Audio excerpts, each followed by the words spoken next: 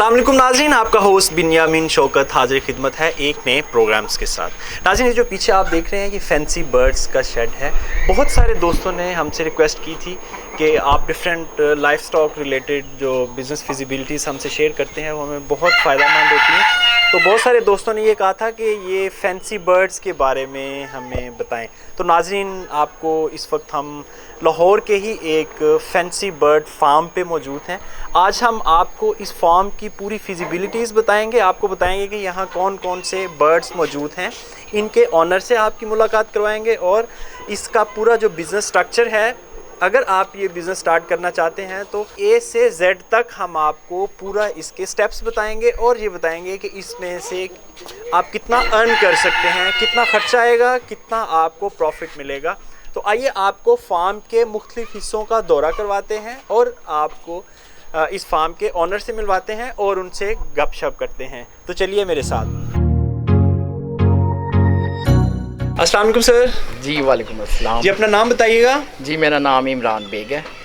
इमरान भाई, थोड़ा सा हमें ये बताएं कि ये कैसे शौक़ पैदा हुआ? ये शौक़ तो मुझे बचपन से ही था, काफ़ी अरसे से मैं इसको कर रहा था। आहिस्ता आहिस्ता आहिस्ता मुझे ख्याल आया कि इसको बढ़ाना चाहिए। ये मेरी इनकम के लिए जो था ना, एक बड़ा अच्छी मेरे पास सेकंड ऑप्शन थी।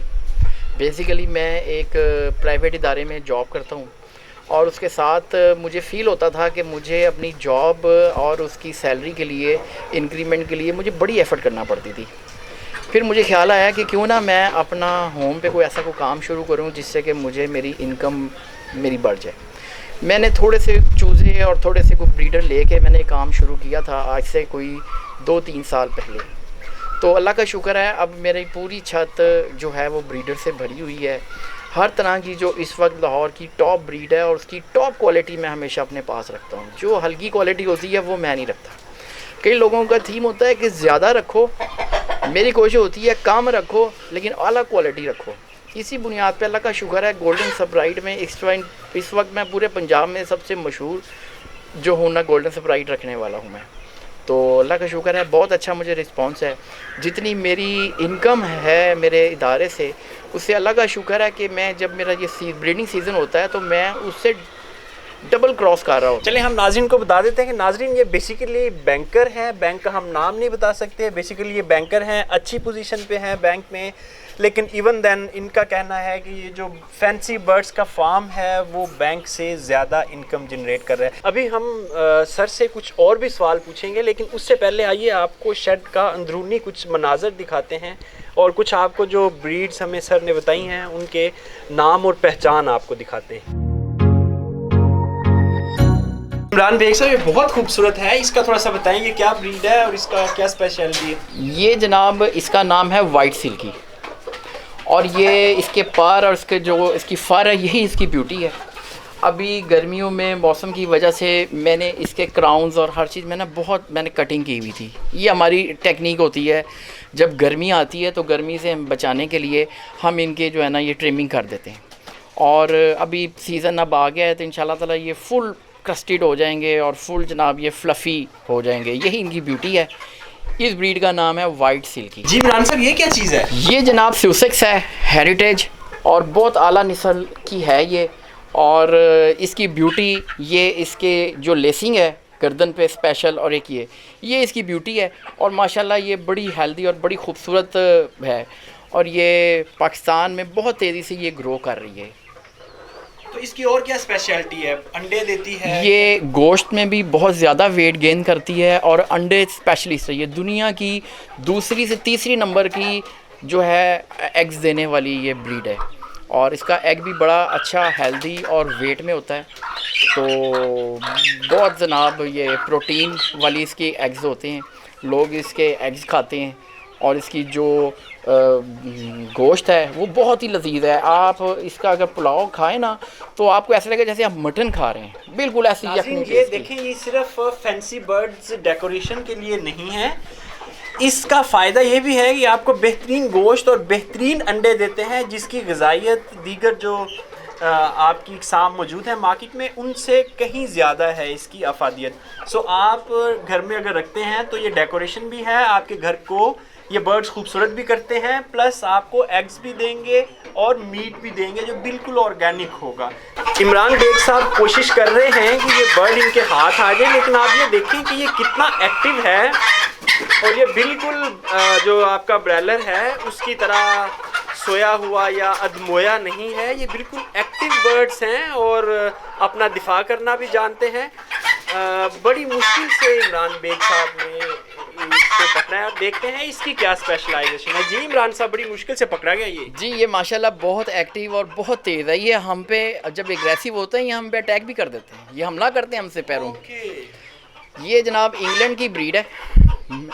1800 सदी में मिस्टर सीब्राइट ने ये इन्वेंट की थी, ये नई जनरेशन लेके आए थे। उनके नाम के तनासुब से इसका नाम गोल्डन स्प्राइट रखा गया है। ये चूँकि गोल्डन कलर है तो ये गोल्डन स्प्राइट है। इसका जो ये क्राउन है ये इसकी ब्यूटी है। ये देखें ये आम नहीं है। और वैसे ये अंडे और गोश्त के लिए भी है? नहीं, ये अंडे गोश्त के लिए, ये सिर्फ जस्ट ब्यूटी है। ये इस वक्त फुल ब्रीडर है और इसका वजन गोश्त में मेरा ख्याल है आधा किलो भी नहीं होगा। अच्छा, ये बिल्कुल ऐसे लग रहा है जैसे ये कबूतर होता है बड़े साइज का। जी आपको ये कबूतर लग रहा है, लेकिन ये बेसिकली बहुत ही नायाब और बड़ी कीमती जो है ना, ये बड़ी एक्सपेंसिव है। यस, ये तकरीबन कह लें 10,000 का पीस चला है ये एक पीस। और ये वज़न आप देखें आधा किलो भी नहीं है इसका। और इतनी एक्टिव है कि ये कबूतरों की तरह उड़ती है। ये 10-10 फुट तक बड़े आराम से ये उड़ती है। ये चलें जी, ज़रूर नेक्स्ट देखते हैं आप हमें क्या दिखा रहे हैं।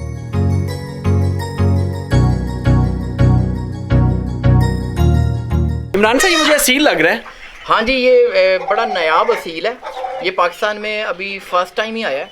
इसका नाम कोशामू है। इसकी खूबसूरती ये है कि ये बहुत ही छोटे साइज़ का है। मुश्किल से 6 इंच आप देखें तो 6 से 8 इंच इसकी पूरी बॉडी है और बिल्कुल ज़बरदस्त फाइटर है ये बस इसको हम as a fancy as a lover हम इसको रखते हैं और माशाल्लाह बहुत अच्छी। वैसे जो बड़े असील होते हैं वो तो फाइटर, वो तो लड़ते हैं, इंसानों के साथ भी लड़ पड़ते हैं अक्सर। बिल्कुल, वो तो खूनो खून कर देते हैं, लेकिन ये चूँकि छोटे साइज़ का है ये इतना एग्रेसिव नहीं है।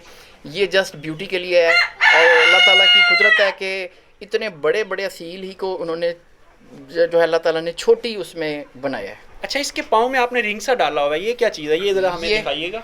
ये जो रिंग है ना, ये बेल्जियम से इम्पोर्ट किया हुआ है, तो ये वहाँ की निशानी है। इसमें उसकी कोडिंग है, टोटल इसकी एज, इसकी हेल्थ, इसमें जो भी इसकी हिस्ट्री है ना, इस कोड में मौजूद है। यानी नाजरीन, ये ई ट्रेसेबल बर्ड हैं। ये जो टैग आपको नज़र आ रहा है, अगर आप ये कंप्यूटर के सॉफ्टवेयर में डालेंगे तो इसकी पूरी हिस्ट्री, इसका बायोडाटा, इसके पेरेंट्स, ये सारी हिस्ट्री आपको स्क्रीन पे नज़र आ जाएगी। This is called traceable fancy bird.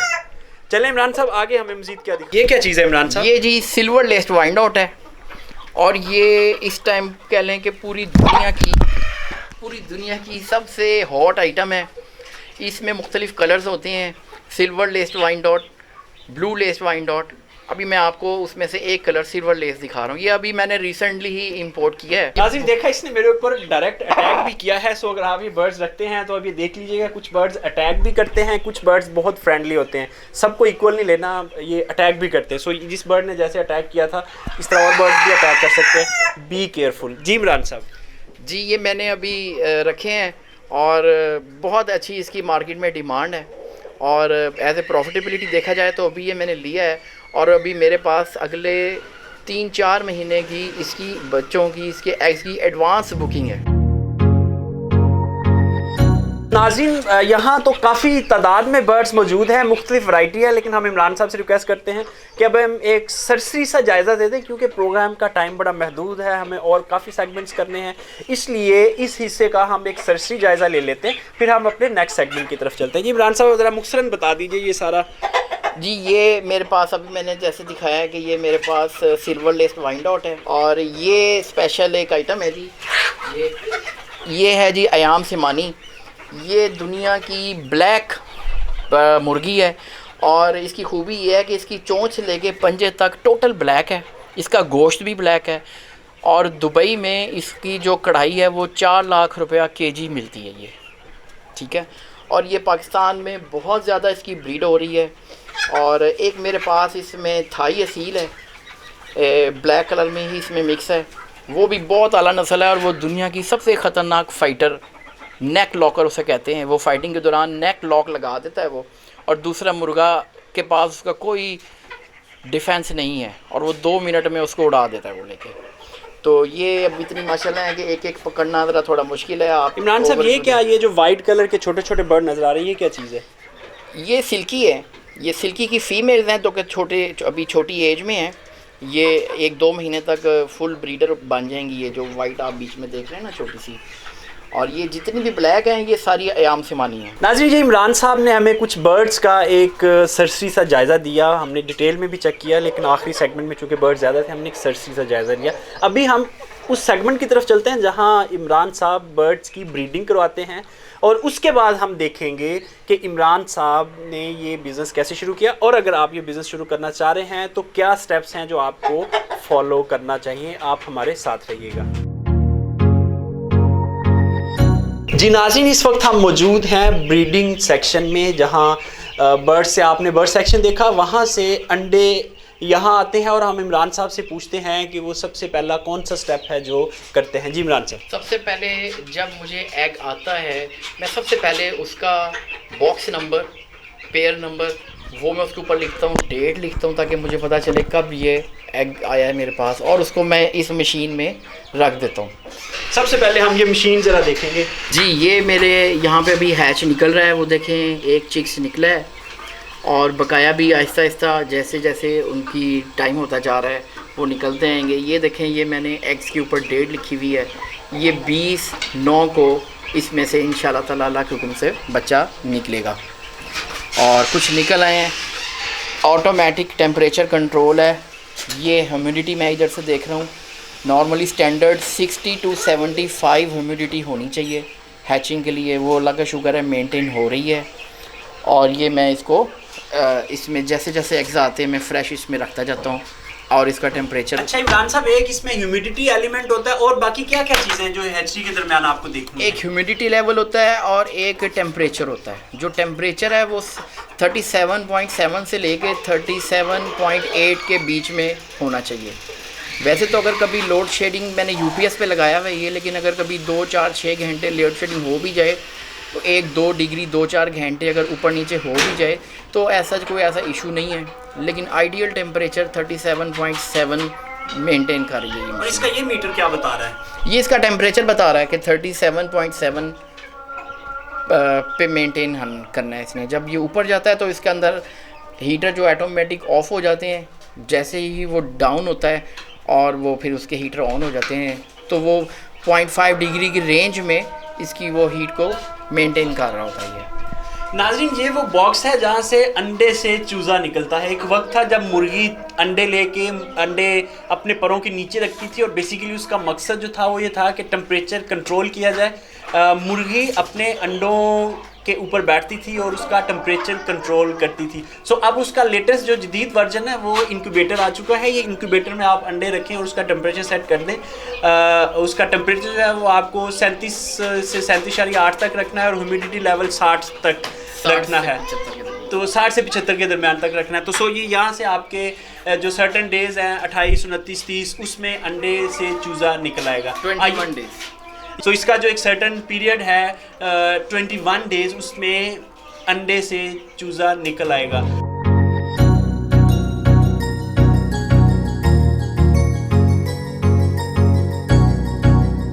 नाज़रीन, सबसे पहले हमने आपको वो शेड दिखाया था जहाँ हमने बर्ड्स, यानी इमरान साहब ने जहाँ बर्ड्स रखे हुए हैं, और वहाँ से बर्ड्स जब अंडे देने के काबिल हो जाते हैं, इनको पता चल जाता है कि यह बर्ड अंडा देगा, तो उसके बाद बर्ड को इधर शिफ्ट कर दिया जाता है इस ब्रीडिंग रूम में।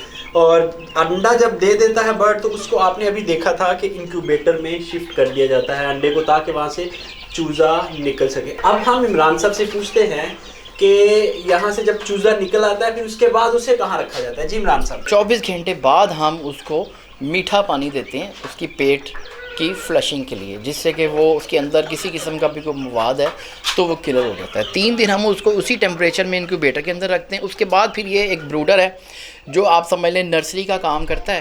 ये मैं आपको अभी खोल के दिखाता हूँ। इसमें बच्चे छोटे शिफ्ट कर देते हैं हम। ये आप देखें, ये जो आखिरी तकरीबन 1 हफ्ते के अंदर जो है ना बच्चे इस ब्रूडर के अंदर रहते हैं। ये इसके अंदर एक उनकी पूरी बॉडी रिक्वायरमेंट के मुताबिक उस पर टेम्परेचर ह्यूमिडिटी कंट्रोल करता है। 1 हफ्ते बाद जब वो इतनी उनकी इम्यूनिटी हो जाती है कि वो हमारे नॉर्मल टेम्परेचर में एडजस्ट हो सकें, तो फिर हम इनको निकाल के खुली जगह पर छोड़ देते हैं, जैसे कि आपने देखे हैं ये बच्चे फिर रहे हैं। यानी उसके बाद हम नर्सरी में रखते हैं कुछ देर के लिए बर्ड को। कितनी देर के लिए आपने बताया? तकरीबन 1 हफ्ता। तकरीबन 1 हफ्ता नर्सरी में रखा जाता है, उसके बाद इसको ओपन एयर में छोड़ा जाता है, फिर उसके बाद इस जगह पे। अच्छा इमरान साहब, इस जगह में कितनी देर रहता है बर्ड? इस जगह पे तकरीबन ये 1 महीना रहता है। 1 महीने बाद उनकी अंदर के ना बॉडी हार्मोन्स जो हैं वो बढ़ना शुरू हो जाते हैं। अब उनको ज़्यादा जगह चाहिए होती है, फिर हम उसको वो जो खुली जगह है वहाँ पर हम खुले शेड में छोड़ देते हैं। तकरीबन 8-10 फुट की जगह होती है जहाँ वो भागता है, दौड़ता है, अपनी बॉडी को स्ट्रेच करता है और उसकी ग्रोथ होती है। अगर हम उसको उधर शिफ्ट ना करें तो उसके हार्मोन उस तरीके से डेवलप नहीं होते हैं और वो घुटा अंडर साइज़, छोटा, बीमार, गुमसुम, या अक्सर आप देखेंगे कि वो नशे में रहते हैं, झूमते रहते हैं, वो उनकी सही ग्रोथ नहीं हो रही अच्छा इमरान होती साहब, कितनी देर में चूज़ा ब्रीडर बन जाता है? हर ब्रीड की एक मुख्तलिफ एज है। नॉर्मली 6 से 7 महीने में वो ब्रीडर बन जाता है, 7वें महीने में वो ब्रीड शुरू कर देता है।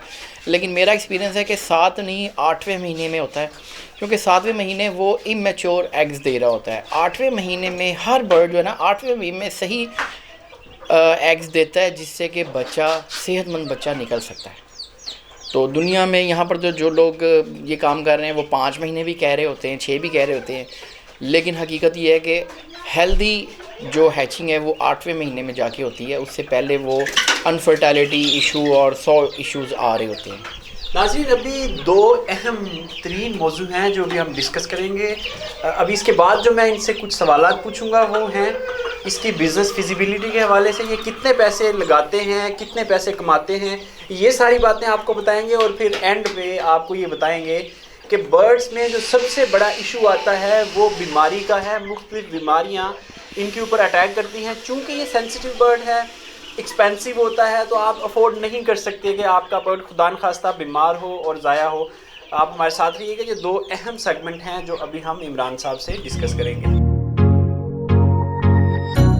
इमरान साहब, सबसे पहले तो बहुत शुक्रिया। बहुत सारे लोग जो होते हैं वो ये एक बिज़नेस सीक्रेट होता है उनके लिए और वो किसी से शेयर नहीं करना चाहते, लेकिन आपकी ये फ़राख्ती है कि आप लोगों को सिखाते भी हैं, बताते भी हैं, और आपने हमें भी परमिशन दी कि आपकी हर चीज़ जो है वो ओपनली हम देख सकें।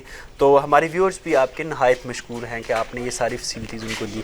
हम थोड़ा सा आपसे बड़े रियलिस्टिक पिक्चर्स आपने हमें देनी है कि हम थोड़ा सा बिज़नेस फिजिबिलिटी इस पे डिस्कस करेंगे अब, कि आप ये बताएं कि अगर किसी ने, हमारे व्यूअर्स में से किसी ने ये बिज़नेस शुरू करना है तो 1 2 3 4 उसको क्या क्या चीज़ें चाहिए? सबसे पहले तो उसको छत चाहिए। वो अल्लाह का शुक्र है हर बंदे के पास होती है। एक छत चाहिए और बिल्कुल थोड़ी सी नॉमिनल से उसको फंड चाहिए जिससे कि वो मुर्गियों को छत दे सके। बस ये 2 चीज़ें बेसिक उसको चाहिए। और उसके बाद उसका नॉलेज है जो हम अल्हम्दुलिल्लाह आपके तवस्सुल से गाइड करते रहेंगे।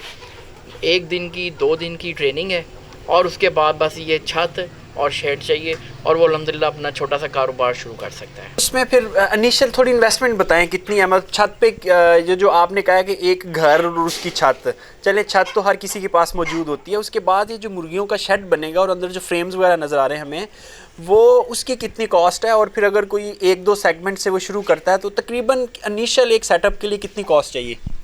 देखें, जितना गुड़ डालें उतना ही मीठा होगा। मैंने 10,000 रुपये से ये मैंने शुरू किया था। छोटे से एक केज पहले मैंने बनवाया था, फिर मैंने आहिस्ता आहिस्ता उसको एक्सपेंड कर लिया। अभी जो आप देख रहे हैं ये मेरा अच्छा बड़ा सेटअप है और इसमें जो टोटल मेरी जो फ़िक्स्ड एक्सपेंसेस हैं वो मुश्किल से 1 लाख रुपया भी नहीं है। बकाया जो है वो मेरे बर्ड्स के पैसे हैं जो कि मेरा रनिंग कैपिटल है वो प्लस माइनस हो रहा है, लेकिन जो मेरे फिक्स जो मैंने स्टार्टिंग में किए थे वो 1 लाख रुपए भी नहीं है।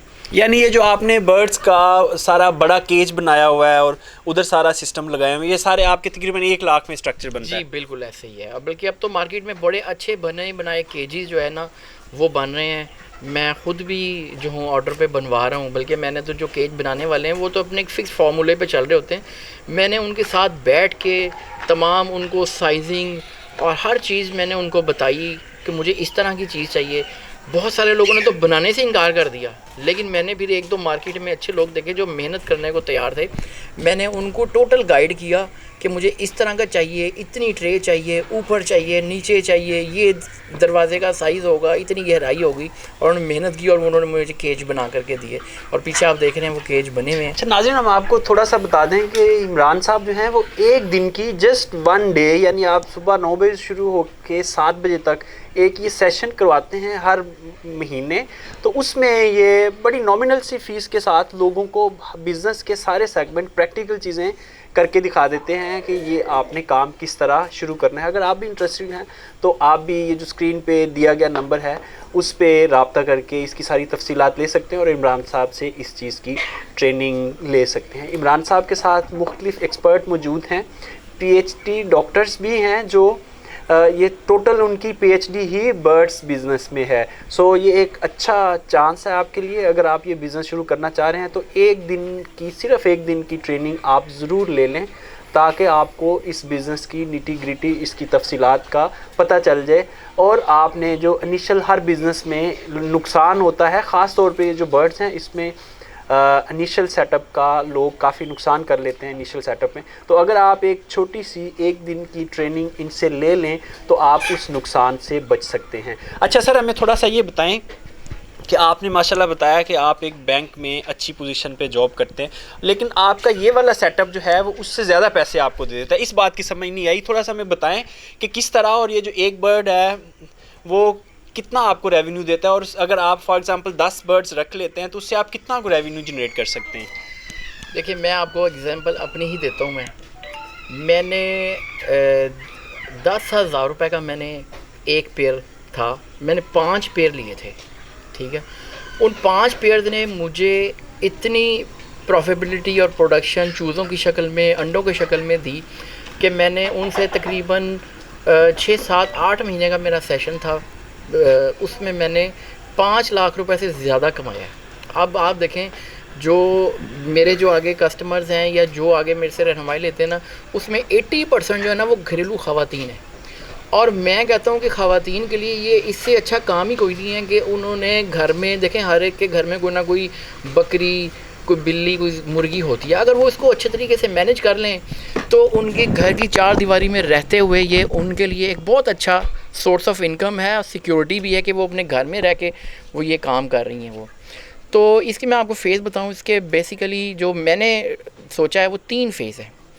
पहला फ़ेज़ ये है कि आप ब्रीडर से एग्स लें और उनको आप सेल आउट करें।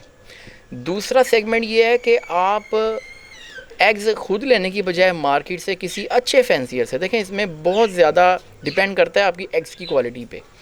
दूसरे सेगमेंट में कि आपने अच्छे एग्स परचेज़ करने हैं, उनसे आपने चिक्स निकलवाने हैं और जैसे ही चिक्स निकलें और आप उसको सेल आउट कर दें।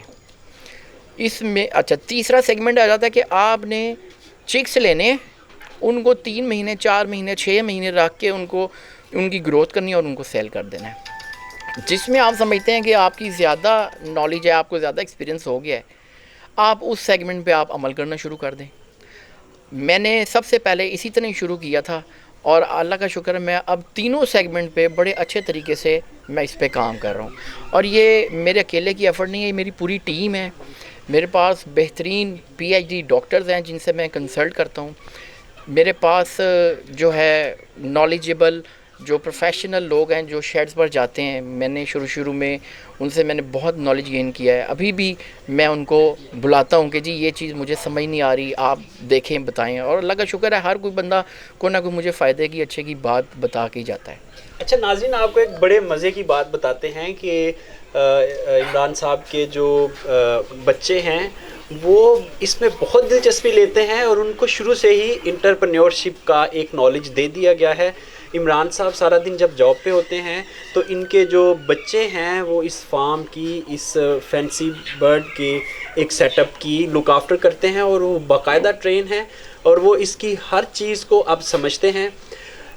नंबर 2, बच्चे इस तरह जो मुख्तलिफ नॉन प्रोडक्टिव एक्टिविटी है उसमें इंगेज नहीं होते, बच्चों का टाइम अच्छा पास आउट हो जाता है और फिर वो बुरी महफिल जो है बाहर जाके लोगों की बुरी सोहबत है उससे भी बच जाते हैं, और फिर उनकी ये एक हॉबी है, उनका मशगला डेवलप हो चुका है जो Aahista Aahista with the passage of time वो एक बिजनेसमैन की सोच में बदल जाता है और फ्यूचर में ये लोग जो हैं वो बड़े कामयाब बिजनेसमैन बन सकते हैं। इसलिए ये आपकी फैमिली की इंगेजमेंट भी है और बच्चों के लिए मुफ्त की तफरीह भी है। नाज़रीन, आपको अभी हम मिलवाते हैं उस स्मॉल बिजनेसमैन से जो इस सारे सेटअप को देखता है अपने वालिद की गैर मौजूदगी में। जी अब्दुल्ला, ज़रा बताइए आप कैसे ये सारा फार्म चला रहे हैं? ये मैं अपने बाबा से सीख रहा हूँ। अगर आँखों में बबल्स होते हैं तो पता चल जाता है कोई आँखों में खराबी है। अगर कोई सुस्त सी खड़ी है और लेटी भी है तो मतलब ये कुछ बीमार है। मुझे ये बताएं कि जब वो मुर्गी आपको पता चलता है बीमार है फिर क्या करते हैं? मेरा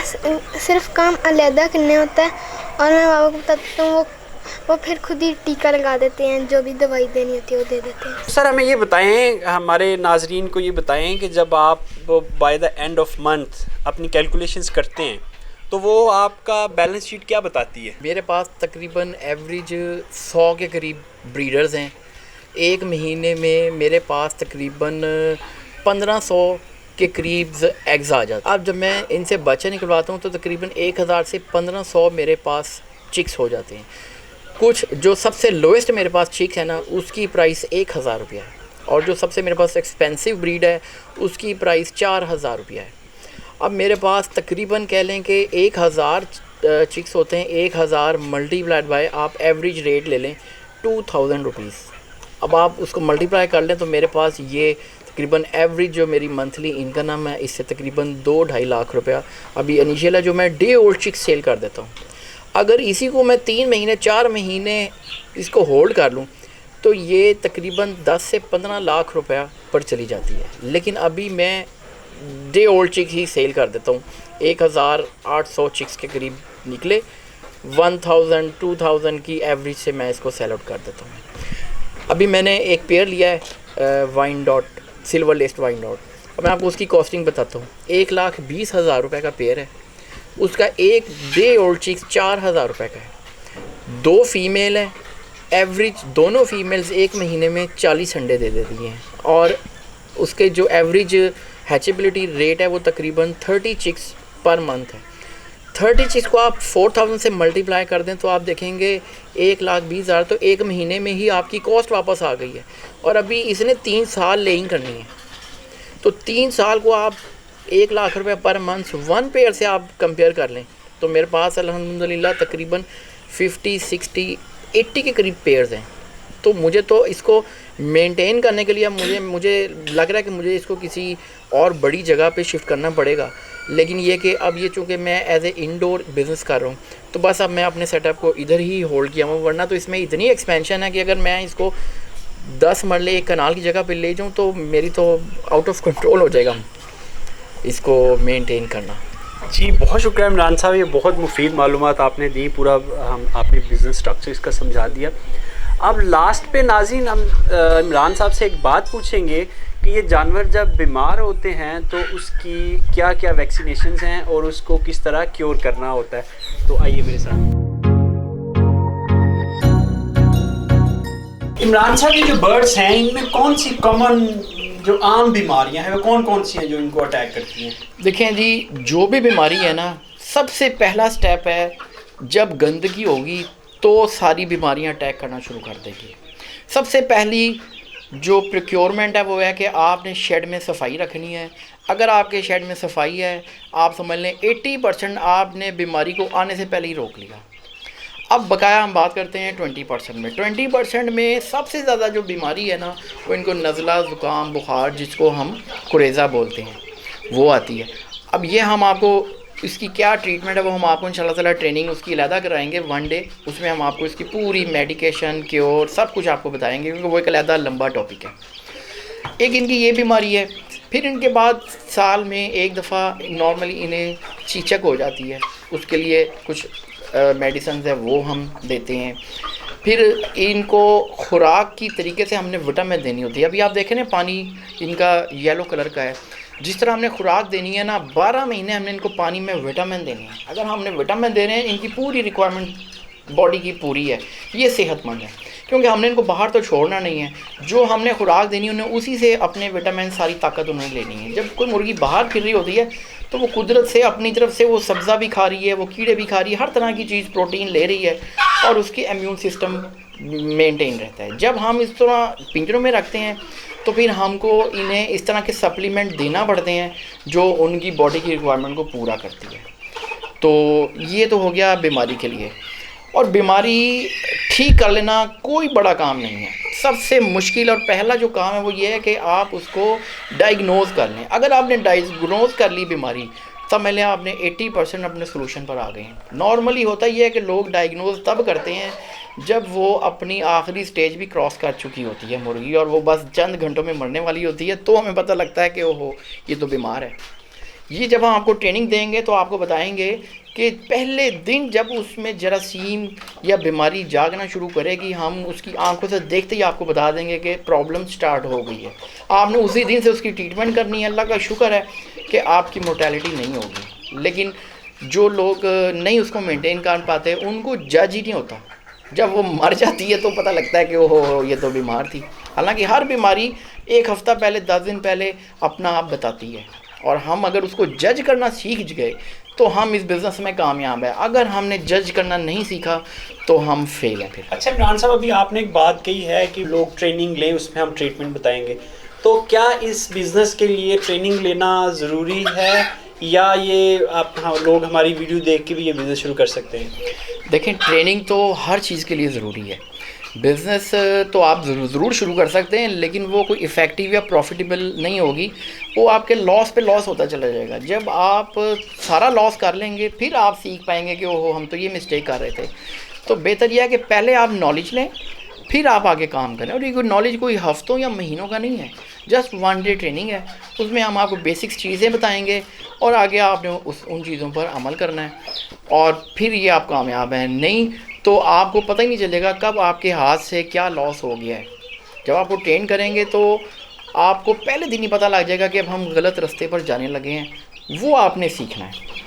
तो ट्रेनिंग के बगैर तो बड़ा मुश्किल है, तो ट्रेनिंग तो मस्ट है इसके लिए। इमरान साहब, हम आपके नहायत मशकूर हैं कि आपने हमें इस फार्म पे आने का मौका दिया और हमने आपका पूरा फार्म जो है वो अपने व्यूअर्स को, अपने नाजरीन को दिखाया और उनको बताया कि आप ये काम किस तरह शुरू कर सकते हैं। नाज़रीन, अगर आप भी ये काम शुरू करना चाहते हैं तो सिर्फ 3 स्टेप की दूरी पे है। नंबर 1, आपके पास छत होनी चाहिए। नंबर 2, आपके पास व्हील पार होनी चाहिए। नंबर 3, एक मुख्तसर सी ट्रेनिंग जैसे इमरान साहब कह रहे हैं वो आप लें और ये काम आप घर में 10,000 से भी शुरू कर सकते हैं। इवन घर में जो आपकी लेडीज़ हैं वो इसकी लुक आफ्टर, आपके बच्चे इस बिज़नेस को कर सकते हैं, बिल्कुल ऐसे ही जैसे इमरान साहब यहाँ कर रहे हैं। यहाँ कोई 1000 के करीब बर्ड्स हैं, टोटल इम्पोर्टेड बर्ड्स हैं, यहाँ लोकल कोई बर्ड नहीं है। इमरान साहब ने खासी कलेक्शन कर रखी है। तो आप भी अगर इससे मुस्तफ़ीद होना चाहते हैं तो ज़रूर इनके तजुर्बात से फ़ायदा उठाइए। अपने मेज़बान बिन्यामिन शौकत को इजाज़त दीजिए। खुदा हाफिज़।